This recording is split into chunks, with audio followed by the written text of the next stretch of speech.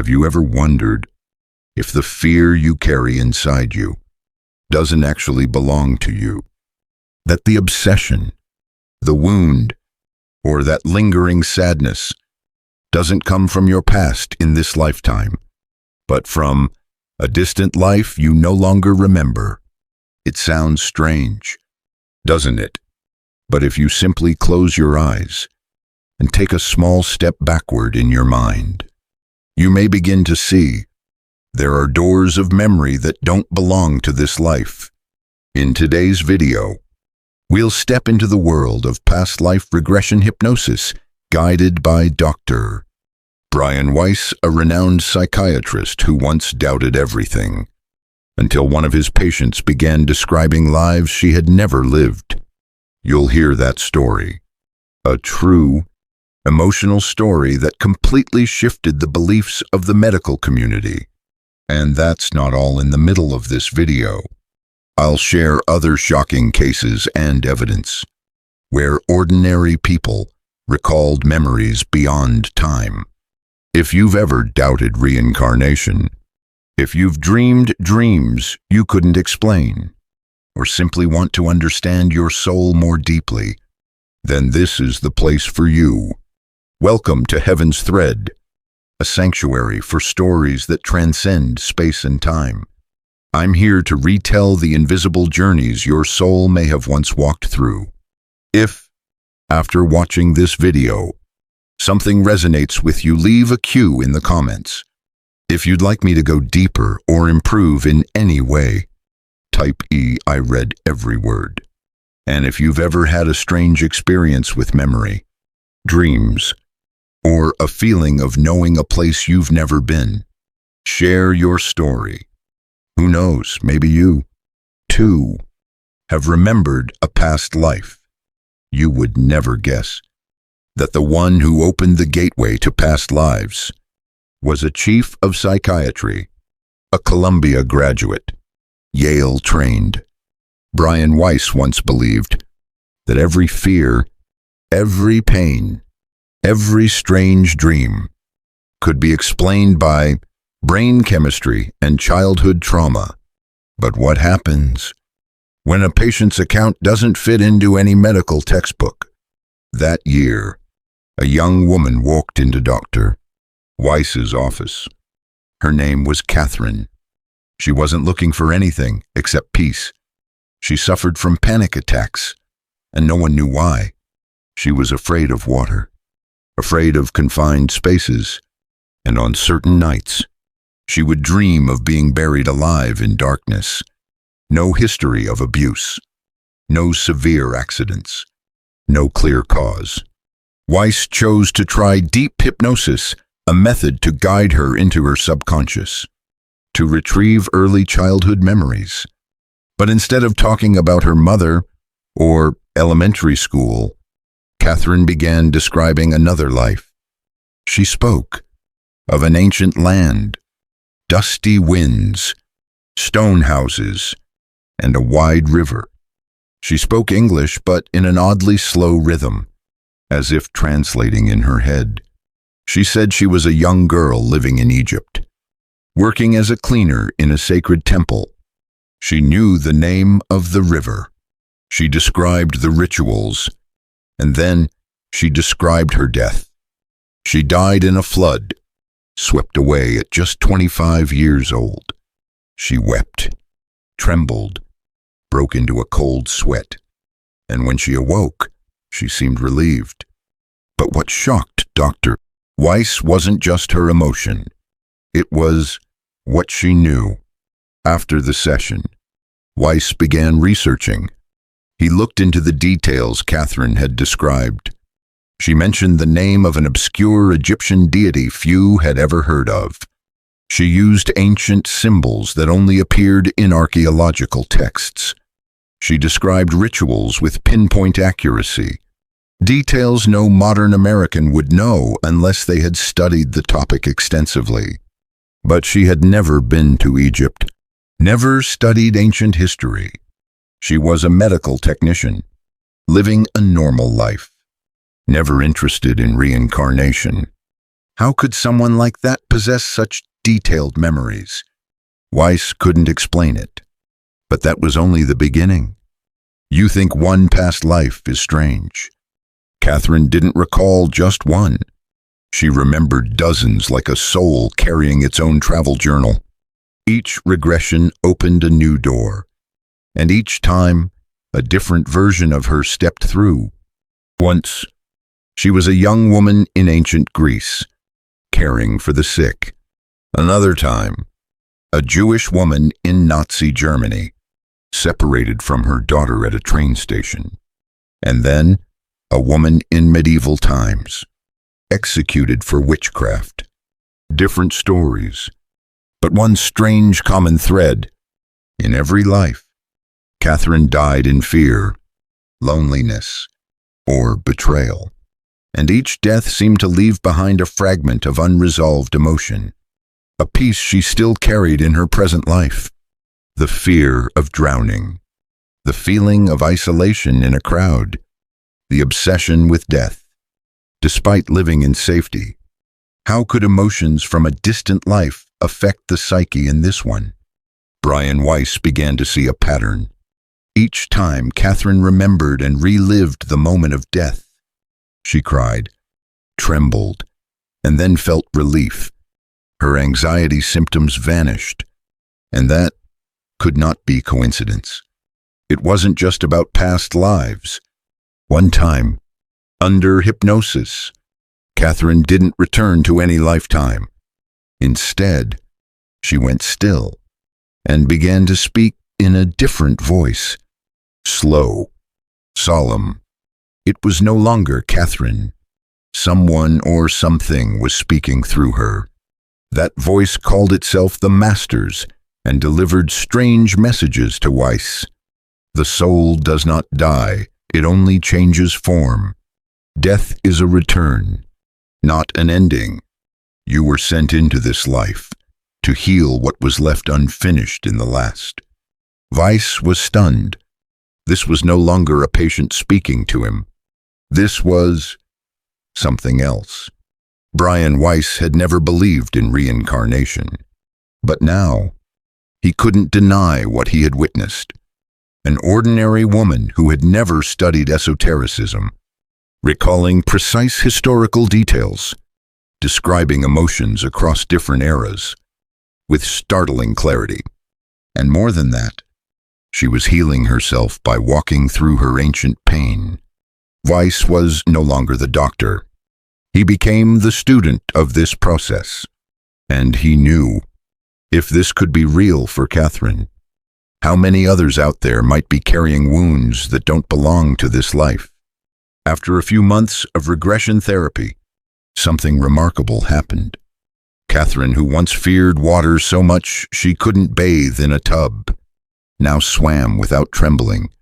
She, who had suffered from repetitive nightmares, now slept peacefully like a child. And what puzzled Brian Weiss the most, she didn't remember much from the sessions, as if her soul had healed. But her mind continued on unaware, untouched. Could this be how past life memory works?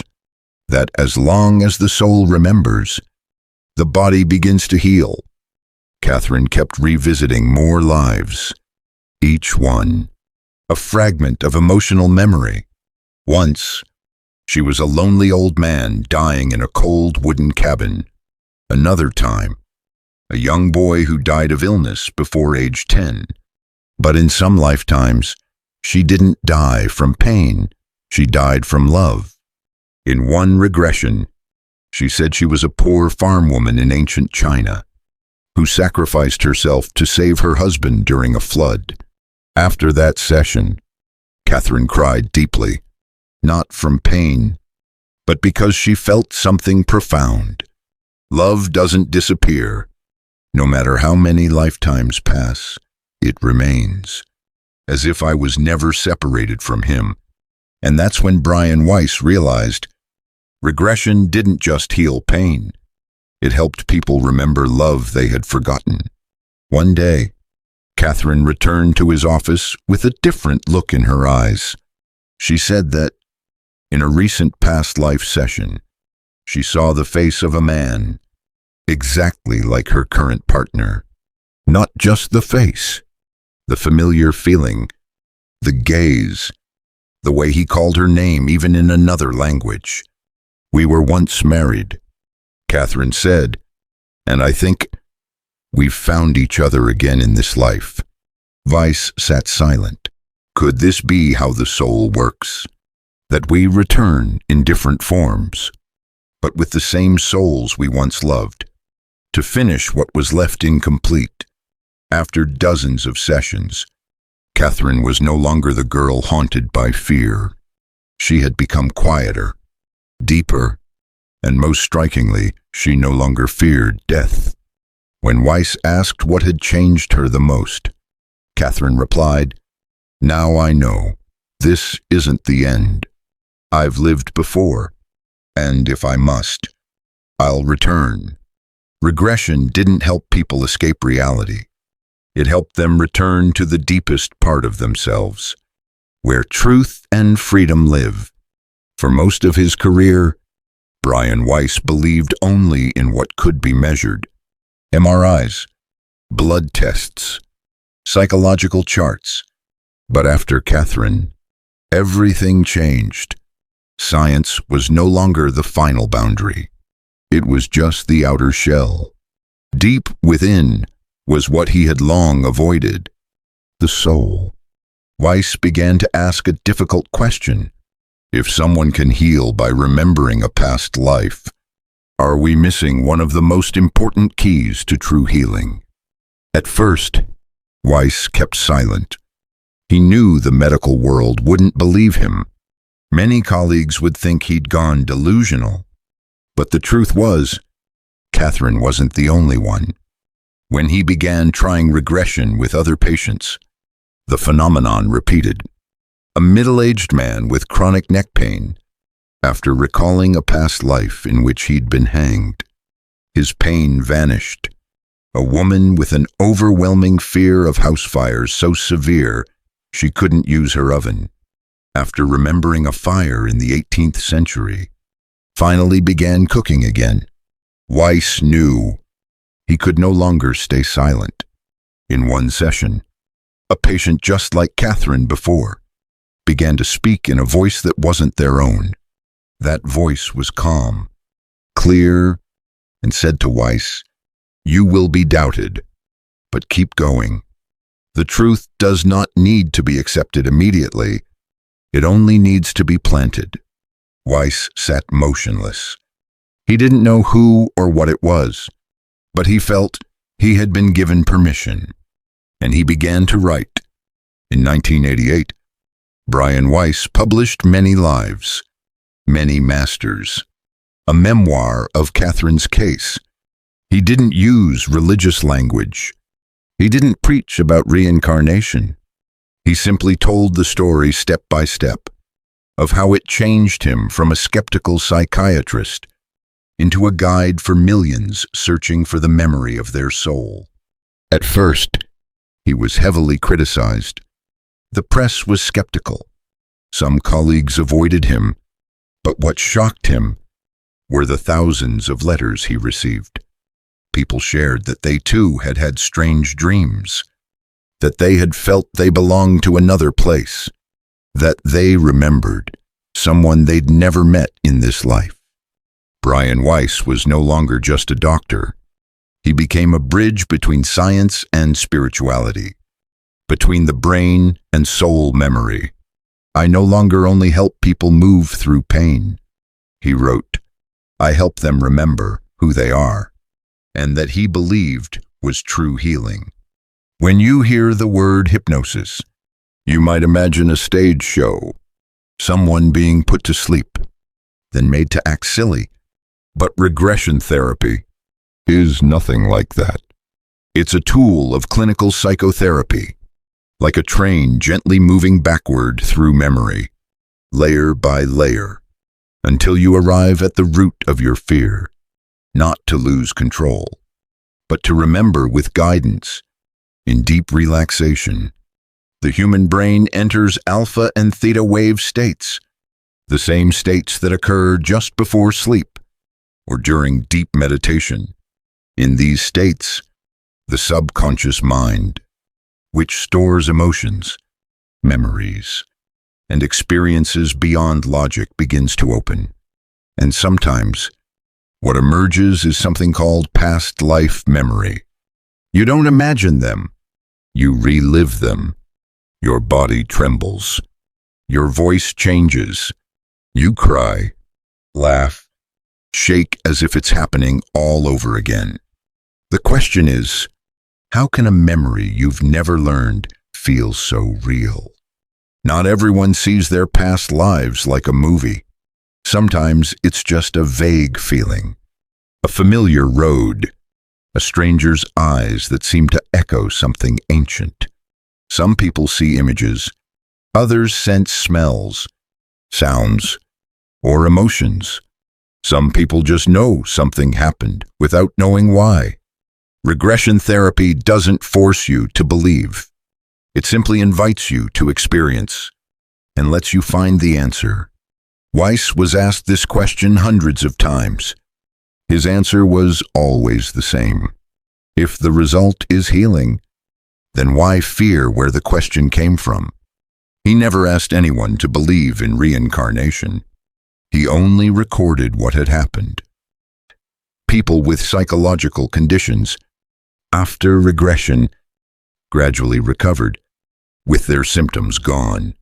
If a method helps people understand themselves, release suffering more quickly, and live more kindly, isn't that what science is meant to be? Take James Leininger, a 2-year-old boy in Louisiana. He would wake up screaming, "The plane's on fire. It crashed. I couldn't get out." His parents thought it was just nightmares, but the boy began drawing fighter planes. He accurately named the Corsair model and even recalled a ship, Natoma Bay, a WPA aircraft carrier. He said his name was James Houston and that he had been shot down near Iwo Jima. No one in the family had ever spoken of war, but every detail he described matched military records. No hypnosis, no prompting, just memory surging back, as if it had never left. Another patient of Weiss Elizabeth carried an unnamed fear. She had chronic neck pain and couldn't wear necklaces or anything around her neck. During regression, she began to speak in an old-fashioned voice, describing a stone square, a crowd of onlookers, and the sensation of a rope tightening around her neck. She saw herself as a young woman in medieval Europe, accused of witchcraft and publicly hanged. After that session, for the first time in over 20 years, Elizabeth could wear a necklace without suffocating. Her neck pain was gone. The panic vanished. One thing Weiss discovered after hundreds of regressions was that many patients who had never met described the same historical periods, the same locations, the same details. Someone in Florida, another in California. Both described being soldiers in the same battle, in the same region, under the same flag, which neither had ever studied. Were they imagining the same thing, or was something larger being revealed? Weiss called this the collective memory of the soul, where a group of souls reincarnate together to learn shared lessons. One patient had lived with a deep emptiness for years, not sadness, not joy, just numbness. During regression, he saw himself as a child left at an orphanage during wartime. No one ever came back for him. His emotions had frozen from that moment on. After remembering it, he wept for the first time in almost 40 years. The emotions returned like the first rain of spring, gentle, warm, and full of life. Not everyone who undergoes regression discovers a grand past life. Sometimes it's just a forgotten moment, and reliving that moment can change everything. Have you ever wondered, why do you fear something you've never experienced? Why do some people always feel abandoned, even when they're deeply loved? Because some wounds don't come from the body. They come from untouched memories. Weiss realized regression isn't about retelling the past. It's about returning to where emotion got stuck and releasing it. Unhealed pain buries itself in the subconscious. It doesn't vanish, it just changes form. A lonely death in a previous life can become an obsession with abandonment in this one. A choked voice from centuries ago can manifest as unexplained throat issues or loss of speech. When the patient remembers, the emotion returns, the fear returns, the images return, and in that very moment, the body trembles, the soul weeps, and the wound begins to release. You don't need to forgive anyone. You only need to remember and understand why you hurt. One of the most astonishing effects of regression therapy is this: the fear of death begins to dissolve. When you've died dozens of times, and yet, here you are, breathing, listening, thinking, you begin to realize death is just a door, not the end.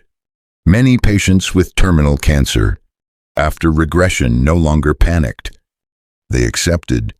They were at peace. Some even discovered a renewed life purpose through a past life experience.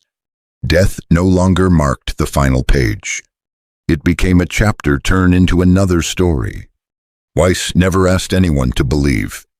He simply invited them to try. And what he received was healing. Not from religion, not from theory, but from the internal experience of each soul. You don't need to believe in reincarnation to try regression. You just need to be willing to go inward and listen to what your soul has been trying to say for years. Brian Weiss never set out to explore reincarnation.